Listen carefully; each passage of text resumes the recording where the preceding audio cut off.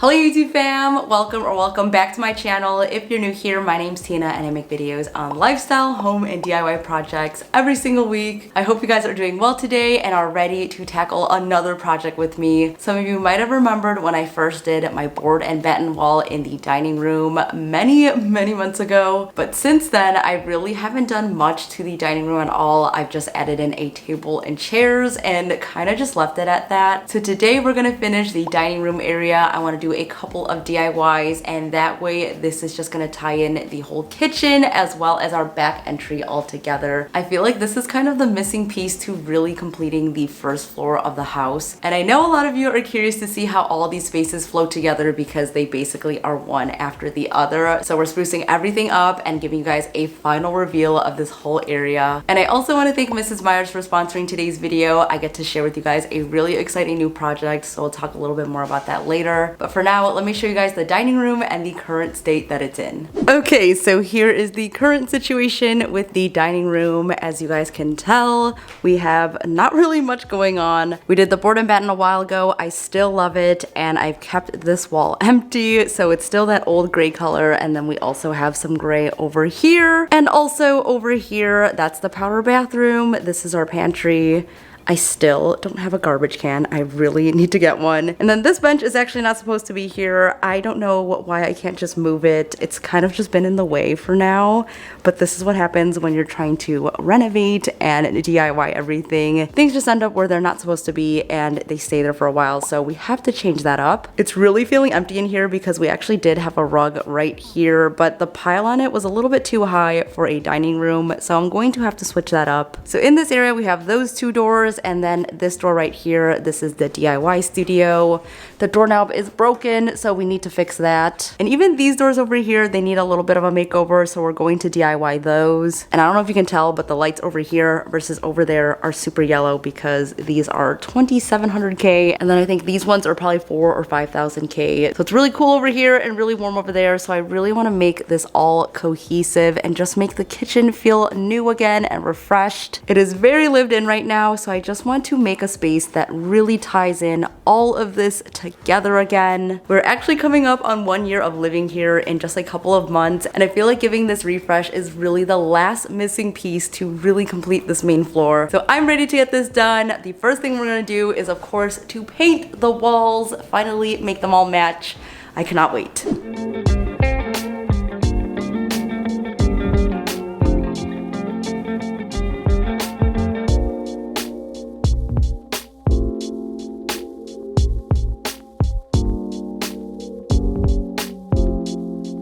It feels so good to finally get this wall done and just make it feel more cohesive with the board and batten. If you guys can remember, this area was a blank slate, and the board and batten was one of the first big projects that we did in the house. And can you even believe that in just a couple of months, it'll be exactly 1 year of living here?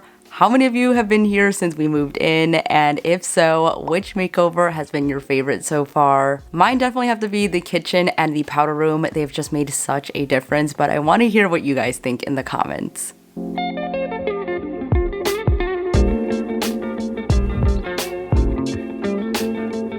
The last wall. Oh my god, this is the last wall. You ready?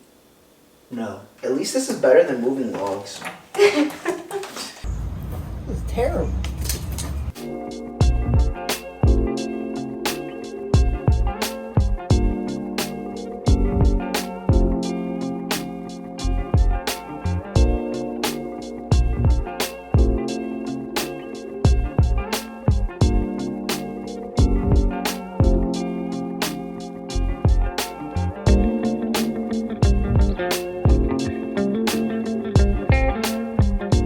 Alright, so while we wait for everything to dry, I wanted to get a head start on just prepping the rest of the kitchen and dining room area. So I'm going to give everything a really good cleaning with Mrs. Myers' new probiotic cleaners. If you're new to Mrs. Myers, they make some of my favorite household cleaners. And why I love them so much is because the ingredients are plant-derived with other thoughtfully chosen ingredients without harsh chemicals in their products. They also don't test on animals, so it is a cruelty-free formula. And their packaging is also made with recycled materials. So this one, for example, example, is made with at least 30% post-consumer plastic, which is great. I really love their multi-surface cleaners, and they just came out with a range of probiotic cleaners, which is this one right here. And I know most people don't think about cleaning supplies when they think about the word probiotic, but I learned just like how they work in your body, they also can keep your surfaces clean in a similar way. So inside they have a special blend that they've created that are called micro helpers, and these work really great to break down household soils like grime and grease, and it also just gets really deep into the surfaces like your countertops. Even after you clean it, it actually keeps cleaning for up to 7 days, which I really love.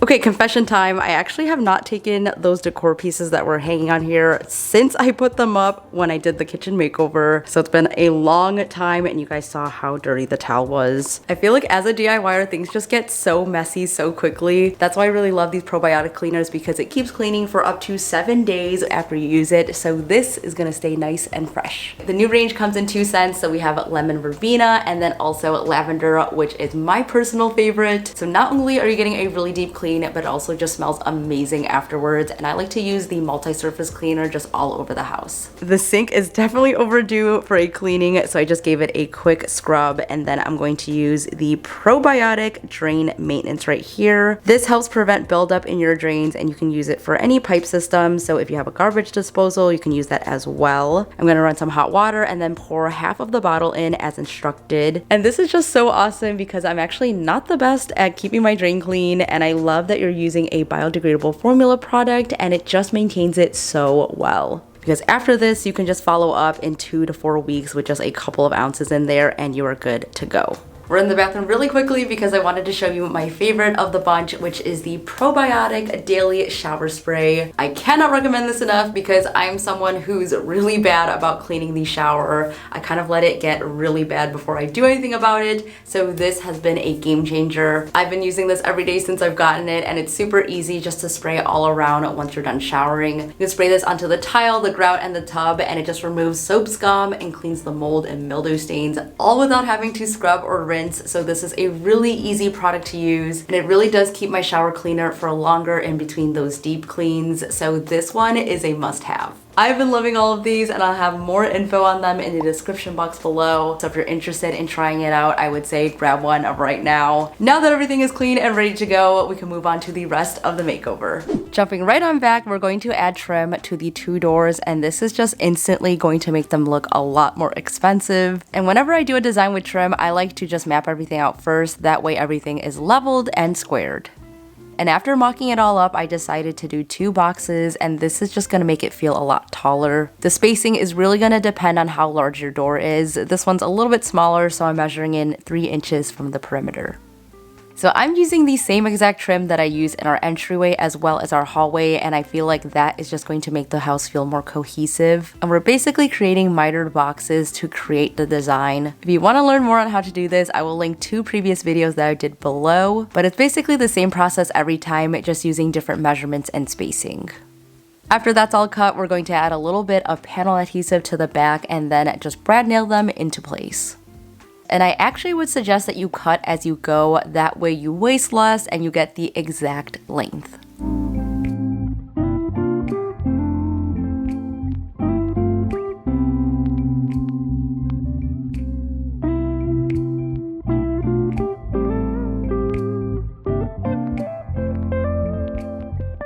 Now that it's all up, we're just gonna make sure to caulk and fill up all the holes before moving on to paint.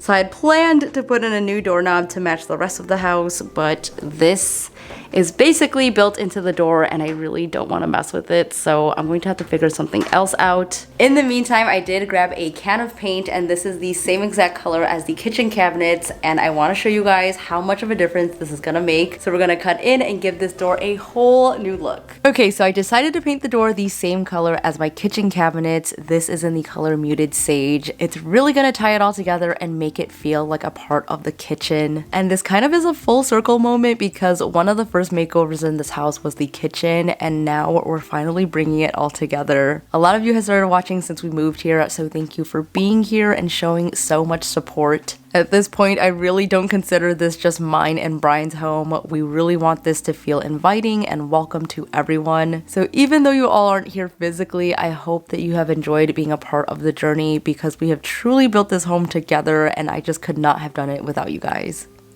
Okay, I'm absolutely loving how this looks. You guys can see a huge difference between these two doors. I was trying to figure out what color I wanted to do for this door, but after seeing this painted green, I think the right choice here is to also paint this one green. So I'm basically gonna do a copy and paste onto this door, and these are just gonna look so beautiful together. It is a new day, and I'm working on some DIYs for the dining table area. So we're gonna create some art for the walls and also a DIY centerpiece that I'm very excited about. I will pop up a picture for the inspo for this project. I just did not want to spend $100 when I know that I could DIY it myself, and I also knew that I could do it for free because I have a bunch of scraps laying around that I really want to use up. So I'm going to show you guys how I'm going to get a similar look. All we need is some MDF board, pole wrap, and some jars, and we should be good to go. So if you can imagine this is the pill shape that I'm going for, and then I'm just making sure that the jars actually fit inside, because if I ever want to put water in here, this will be waterproof with the glass. And this is looking pretty good, so I'm gonna use my circular saw and just cut it all out.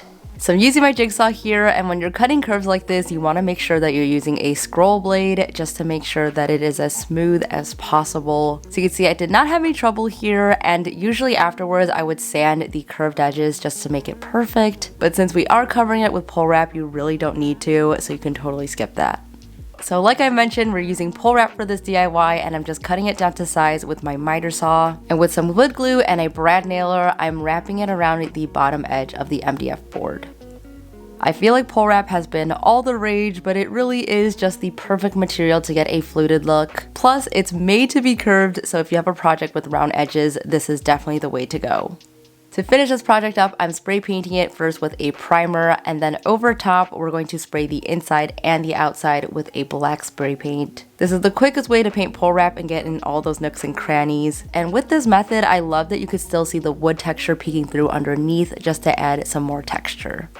I also took this time to spray paint the doorknobs, so I figured that this was the only way that I could get them to be black because I just could not find anything to replace them with. So to prep them, I sanded it down first, and then we're gonna go in with an automotive primer all over. This primer step is just really important to make sure that it's going to last, especially since doorknobs are high touch points. You wanna make sure that you do 2 coats of the spray paint and then follow up with a top coat.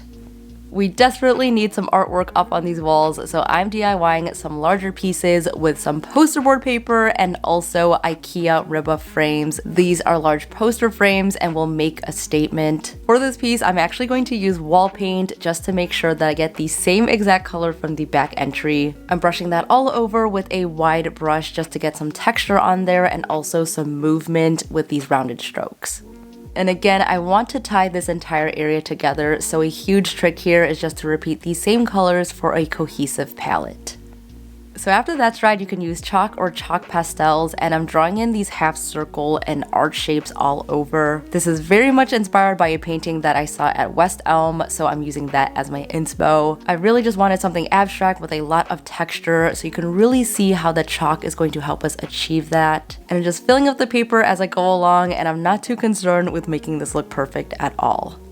I love DIYing my own art prints, and recently one of you asked if I had planned on creating merch, and as a response I asked you guys what you would actually want to see from me besides clothing, and a majority actually said they would love to buy art prints from me, but I just wanted to know what you guys over here on my channel thought. I really love the idea that you can have something that I create in your own home, and this is just something that I've only dreamed about doing. So let me know what you think of this idea. Would you be interested in buying some art prints from me? And also, what kind of art would you guys be interested in? I'm thinking about creating different collections, so let me know what you guys think in the comments.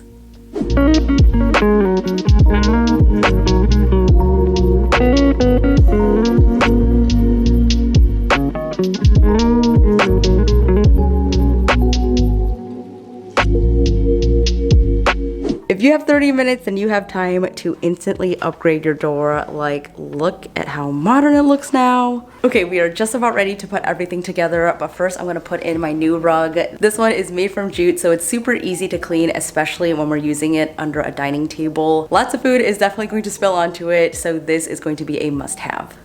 So here's my favorite way to hang up artwork. I'm using the paper that's provided in the frames, and that is going to be our template to space everything out and make sure that it's leveled. So I'm putting them side by side to create a diptych, and this is going to make a big statement on this wall. And I like to use a piece of tape just to mark everything off and level it out. Everything is nice and straight, and as soon as I got that wall art up, I felt like it really completed the dining room. It draws your eye upwards and really gives the room a focal point. It just makes all the difference, and I love that I can switch this up so I can change up the mood in the room.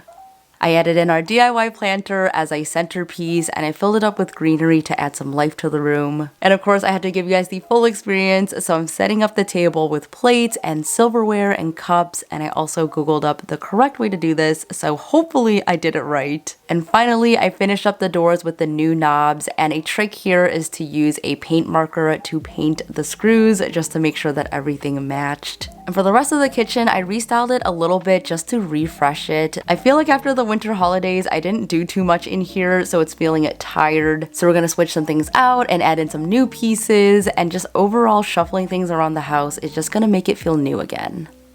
It is finally time to reveal the space to you guys, so let's take a trip down memory lane and look at where this was when we moved in. Everything was gray and white, and it just felt so disconnected and unfinished. We did so many DIYs to spruce this up, including the board and batten, painting the kitchen cabinets, and also creating a functional back entryway area. And finishing this last area of the dining room really just completes it, so without further ado, here is the final look.